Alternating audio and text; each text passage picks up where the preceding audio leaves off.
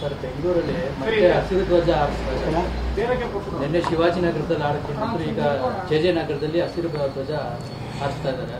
ಏನಂದರೆ ಈ ಕಾಂಗ್ರೆಸ್ ಪಕ್ಷ ಕರ್ನಾಟಕದಲ್ಲಿ ಅಧಿಕಾರಕ್ಕೆ ಬಂದ ಸಂದರ್ಭದಿಂದನೂ ಅರಾಜಕತೆ ಬೇಕಾಬಿಟ್ಟಿ, ಒಬ್ಬೊಬ್ಬರು ಒಂದೊಂದು ಮಾತಾಡ್ತಾರೆ, ಅವರಲ್ಲಿ ಒಂದೊಂದು ಮಂತ್ರಿ ಒಂದೊಂದು ಭಾಷೆ, ಇಷ್ಟ ಬಂದಂತೆ, ಮಾನ ಬಂದಂತೆ, ಬಾಯಿಗೆ ಬಂದಂತೆ ಅವರಿಗೆ ತಲೆ ಕೆಟ್ಟು ಹೋಗಿದೆ, ಬುದ್ಧಿಭ್ರಮಣೆ ಆಗಿದ್ದಾರೆ.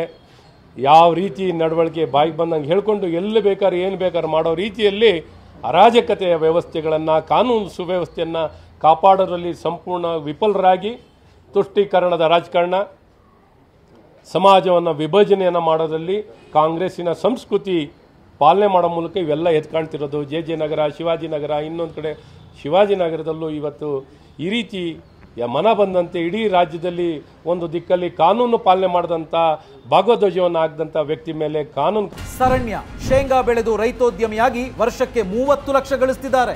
ನೀವು ಕೂಡ ಅವರಿಂದ ಕಲಿಬೇಕಾ? ಅವ್ರ ಜೊತೆ ವಿಡಿಯೋ ಕಾಲ್ನಲ್ಲಿ ಮಾತಾಡಬೇಕಾ? ಈಗಲೇ ಫ್ರೀಡಮ್ ಆ್ಯಪ್ ಡೌನ್ಲೋಡ್ ಮಾಡಿ. ಕ್ರಮ ಇಲ್ಲಿ ಕಾನೂನು ಇಲ್ಲ, ಏನೂ ಇಲ್ಲ. ಸಾರ್ವಜನಿಕ ಸ್ವತ್ತಿನ ಏನೊಂದು ಪೋಲ್ ಮೇಲೆ ಎಲ್ಲಿ ಬೇಕಾದ್ರೆ ಮನ ಬಂದಂತೆ ಹಾಕ್ತಿದ್ದಾರೆ. ಇದೇನು ಸರ್ಕಾರನ?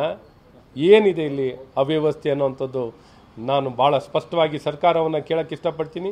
ಯಾರ ದುಷ್ಕರ್ಮಿಗಳು ತಕ್ಷಣ ಬಂಧಿಸಬೇಕು. ಆ ದುಷ್ಕರ್ಮಿಗಳು ಯಾರು ಈ ರೀತಿ ಧ್ವಜಗಳನ್ನು ಹಾಕಿದಾರೋ ಅವ್ರ ಮೇಲೆ ಬಂಧಿಸುವಂಥ ಕೆಲಸಗಳನ್ನು ತಕ್ಷಣ ಮಾಡಬೇಕು ಅಂತ ಸರ್ಕಾರವನ್ನು ಒತ್ತಾಯ ಮಾಡ್ತೀವಿ.